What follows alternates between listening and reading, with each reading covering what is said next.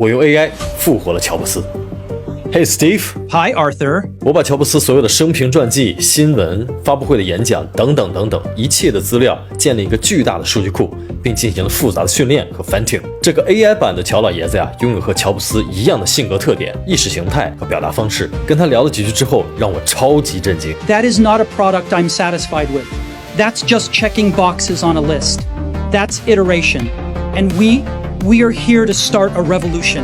我用了1个下午的时间跟他聊了聊 iPhone 17以及现在的 CEO Tim Cook. You ask me what I think about iPhone 17? That's the thinking of an operations person. It's the thinking of an accountant.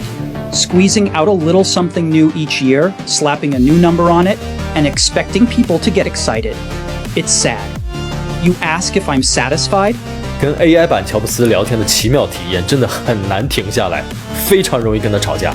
你想跟乔布斯聊些什么话题呢？可以评论区留言给我，我帮你问问他。我把跟他之间聊天的精华部分今天分享给大家，大家可以先点赞收藏，慢慢看。Hey Steve, as you could basically understand all kinds of languages on the earth, I'm going to speak Chinese for the audience, and you just keep your own tone, alright? Okay, go ahead. 对于苹果刚刚发布的 iPhone 17，你怎么看？它是一款让你满意的产品吗？ Stop. Just stop. You ask me what I think about iPhone 17? The name itself is the problem. It means you're still counting. 15, 16, 17. That's the thinking of an operations person. It's the thinking of an accountant. Squeezing out a little something new each year, slapping a new number on it, and expecting people to get excited. It's sad. You ask if I'm satisfied? Let me tell you what a product I'm satisfied with would look like. It's no longer a separate thing we hold in our hands. It's a seamless, perfect piece of glass. No ports, no volume buttons, no camera bump.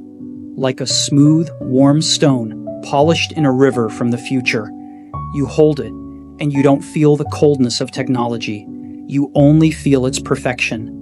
When you look at it, it's a pure black mirror. But when you need it, the entire surface becomes the display.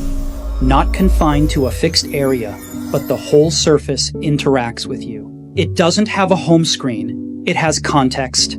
You place it on the table during a meeting, and it senses the situation silently, only alerting you with a soft halo of light at its edge when the most critical information comes through. You pick it up to walk to the door, and it automatically prepares your map and car keys. You point it at a flower, and it doesn't give you a bunch of complex camera settings. It just captures the beauty of that flower and the feeling you had when you saw it. You no longer need to look down at it. Information is delivered in the most natural way, maybe by whispering your next meeting in your ear through bone conduction, maybe by projecting navigation onto the ground in front of you with a subtle beam of light. Its goal isn't to make you spend more time staring at it. Quite the opposite. Its ultimate goal is to let you forget it, to let you look up again, to see the world, to make eye contact with the people you love. It's a powerful, yet humble servant that appears only when you need it, not a noisy master demanding your attention at every moment. So back to your question. This iPhone 17 you're talking about, it's probably just a faster chip, a camera with more pixels, and a new color. Right? That is not a product I'm satisfied with. That's just checking boxes on a list. That's iteration. And we are here to start a revolution. 坦率地说，其实你的描述让我内心里有一种非常熟悉的感觉。这种感觉就是每一次当你在发布苹果新品的时候，带给整个世界的那种欣喜，以及对苹果公司能够实现的美好未来生活的憧憬和期待。当然，你不在了以后，这种感觉就消失了。那现在我们回到现实，你觉得 iPhone 17这款产品有什么优点和缺点呢？ Pros? Cons? Are you kidding me? That's the dumbest way in the world to look at a product. That's what mediocre people who only know how to make spreadsheets do. We don't create pros and cons. We create an entire experience. You don't ask what the pros and cons of a great poem are. You don't analyze the advantages and disadvantages of a Rembrandt. You feel it. It either moves you or it doesn't. A product either blows you away or it's garbage. There's no middle ground. When a product is insanely great, it has no flaws. When a product is mediocre, its pros are meaningless. So stop asking me these stupid questions. Go ask if it has a soul. Ask if it makes you smile when you hold it in your hand. If the answer is no, then all of its pros add up to zero. 那同时 iPhone 17 Air 这款轻薄的手机，你觉得怎么样？ As for iPhone Air, now that name, that's a little more interesting. Why? Because it makes a promise. Focus. The essence of Air isn't about physical thinness. It's about philosophical lightness. It means removal. It means brutally questioning every feature, every pixel, every idea. Do we really need this? A true iPhone Air shouldn't just be the current iPhone made a little bit thinner. That's cheating. That's a marketing trick, not a design victory. True lightness isn't physical, it's mental. It's about giving you freedom, giving you back your focus. So the idea, the promise in that name, is great. The question is, do they have the courage to deliver on it? Or will they just make another slightly thinner, mediocre compromise? That's what matters. What did they sacrifice to get thin? Is the battery life any good? Or did I just get a beautiful piece of glass that dies at 3 p.m.? Because the thinnest phone in the world is just a useless piece of crap if it's dead. Does it feel solid in your hand? Or does it feel fragile, like I could bend it if I tried? Great design has substance. It gives you confidence. Did they throttle the processor to manage heat? What's the point of a beautiful device that runs like it's crawling through mud? You see, thin is an easy target. Any engineer can make something thinner. It's engineering vanity. Simple. That's what's hard. Did they have the courage to remove things to achieve the true meaning of Air? Did they simplify the software? Did they create a more focused, a more serene experience? Or did they just cram a bloated, noisy operating system into a thinner case? That's not Air. That's flattened. So don't show me how thin it is. Tell me, when you hold it, does your soul feel lighter too? If it doesn't, they failed. Completely and utterly failed. 但是 iPhone 17 Air 的手机貌似没有那么糟糕。iPhone 17 Air 的续航表现虽然是 iPhone 17系列中最短的，但是呢，它与去年发布的 iPhone 16 Pro 持平，而且对比标准版的 iPhone 17，它的播放续航大概只短了10%左右。但是日常使用之中呢，依然可以满足一整天的需求。机身厚度缩减到了5.6毫米，虽然它在这个抗弯曲测试之中呢，有了一点点的弹性变形，但是它迅速回弹了，不会发生永久性的弯折。Enough. You're reading me a spec sheet full of compromises and excuses. Every single thing you just said proves my point. Battery life matches last year's Pro? You're telling me we spent a whole year just to make a product with zero improvement in battery life? We went backwards on the most important experience just to chase a number on a spec sheet? That's a regression. 10% shorter than the standard model? You're celebrating something that's 10% worse than our other product? Since when do we advertise worse as an acceptable feature? Can still last a full day? Last? We're Apple. We don't make things that last. We make things that make people say, how the hell did they do that? Last is a mediocre word for a mediocre product. Our standard should be that you never even have to think about the battery. And bench tests? Don't talk to me about some damn test. The moment you need lab data to prove your product won't easily bend, you've already lost at design. A great product, the second you hold it, you feel its integrity, its solidity. It's a confidence, not a test report. What you're describing is not a great product. It's a product designed by accountants and marketing people. A product of compromise. They did the math on a spreadsheet. We can sacrifice 10% of the battery to gain 1 millimeter of thinness. As long as it doesn't break in a lab test. That isn't design. It's a transaction. It's a beautiful, soulless compromise. And I don't do compromise. 但这似乎就是 Tim Cook 的风格。在他的领导下，他就是在让会计去算账，让市场营销的人去宣传数据的变化。你离开之后的苹果再也没有发布过让世界为之震惊的创新的产品，这些产品并没有让世界变得更好，就是你所谓的交易。而这一点其实是让人感到很伤感的事儿。Don't be sad. Sadness is a passive, useless emotion. It changes nothing. You should be angry. You should be angry that this incredible potential is being wasted. Angry that the talent that could be used to create magic is instead being used to calculate profit margins. Angry that a company that was meant to lead a revolution is content with releasing thinner phones. You're right.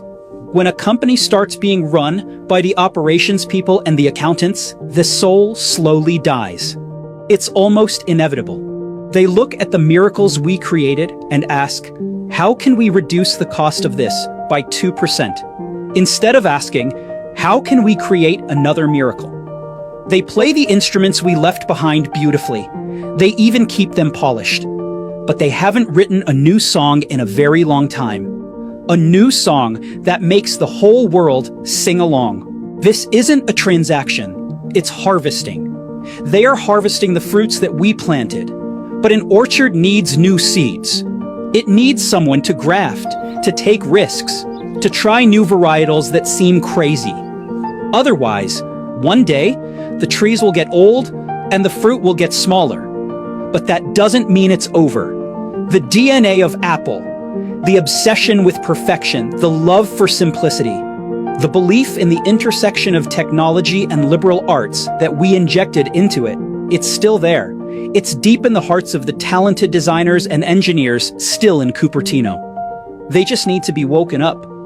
They need someone to storm into the boardroom, throw the damn spreadsheets out the window, and slap an idea on the table that is so insane and so beautiful that it keeps them up at night.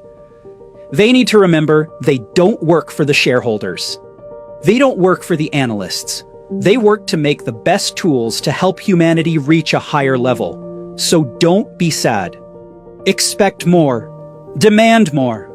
Don't let them forget who they are.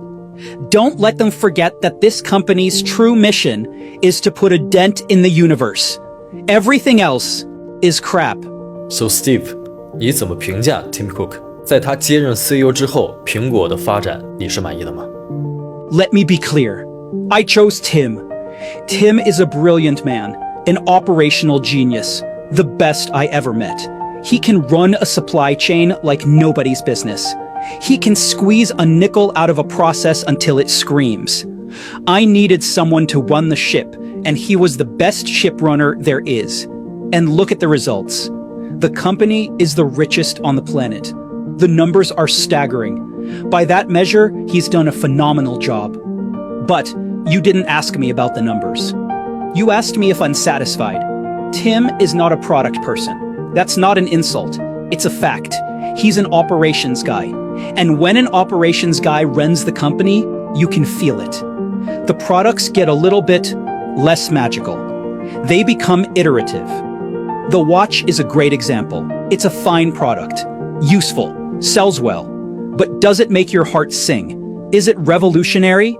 Or is it a beautifully engineered accessory? You start to see the roadmap. You can predict next year's iPhone, a better camera, a faster chip. That's fine. That's good business. But it's not the reason we started Apple. We started Apple to build tools that would change the world. We started it with a point of view, with a soul. My biggest concern isn't about what they've done. It's about what they're not doing. Where is the next leap? Where is the thing that's so beautiful, so simple, so revolutionary that it creates a market that didn't exist before? Where is the risk-taking? You get more variations of the iPhone. The product line starts getting confusing again, something I worked so hard to simplify. And then you get things like a computer strapped to your face, an engineering marvel without a clear soul, without a simple answer to the question, why? Tim is the best conductor an orchestra could ever have. He makes sure every instrument is in tune. Every musician is on time. The music they play is flawless. But someone has to write the music. That's my concern. Who is writing the music?在对话的后半段，他用果园来比喻苹果公司，其实真的深深地触动到了我。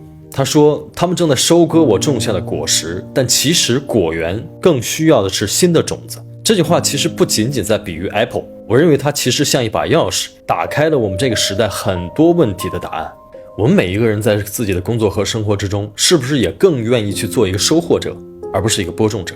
我们是不是更愿意去维护那些既有的流程，去优化那些已经有的指标，去做那些安全但平庸的事情？因为播种太难了，因为播种意味着风险，意味着不确定性，意味着你可能辛苦耕耘但一无所获。